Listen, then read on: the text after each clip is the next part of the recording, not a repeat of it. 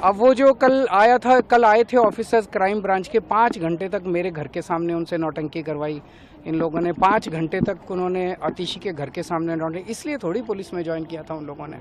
उनको भी बड़ा, मैंने देखा जास्मीन उनसे पूछ रहा है तो वो बेचारा कोई जवाब नहीं दे पा रहा, कह रहा नहीं मीडिया के सामने नहीं, प्राइवेट में आ जाओ, बंद कमरे में आ जाओ, वहाँ बात कर लेते हैं।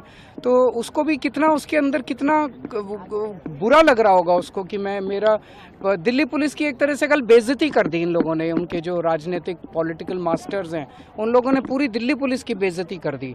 वो ये पूछ रहे हैं कि किन लोगों ने आम आदमी पार्टी के एमएलएज को खरीदने के लिए किन लोगों ने अप्रोच किया। ये किसी से छुपा है? सारी दुनिया जानती है।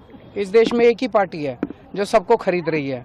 जिन्होंने गोवा में सरकार तोड़ के बनाई उन्होंने ही किया, हमारा भी।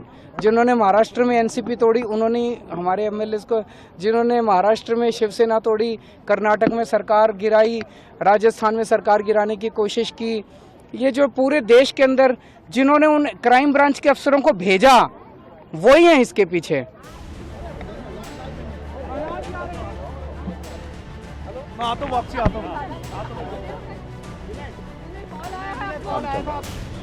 बिल्कुल सत्यता है, सत्यता के आधार पर ही बताया गया है। कई लोगों को फोन कॉल आए हैं, जिस नंबर से फोन कॉल आया है वो नंबर भी दिया गया है और ये जग जाहिर है कि भारतीय जनता पार्टी काम कैसे करती है। तो ये उनके इलेक्शन मैनेजमेंट का एक हिस्सा है।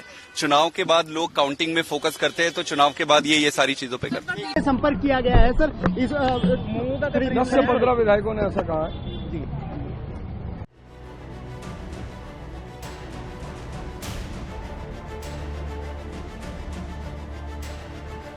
देखिए, जिस तरह का वो आरोप लगा रहे हैं ये बेहद निंदनीय है। मानसिक संतुलन इन सबका खो गया है क्योंकि इनको अपनी हार निश्चित दिखाई दे रही है। और क्योंकि ये भ्रष्टाचार का मामला है, सार्वजनिक क्षेत्र में जो लोग काम करते हैं, अगर आप इस तरह का आरोप लगाते हैं तो उसके फिर परिणाम भी भुगतने के लिए तैयार रहना चाहिए। हम तुरंत एंटी करप्शन ब्यूरो में इसकी कंप्लेंट करवा रहे हैं, मांग कर रहे हैं कि नंबर सार्वजनिक करो, नाम बताओ, वरना जेल जाने के लिए तैयार रहो।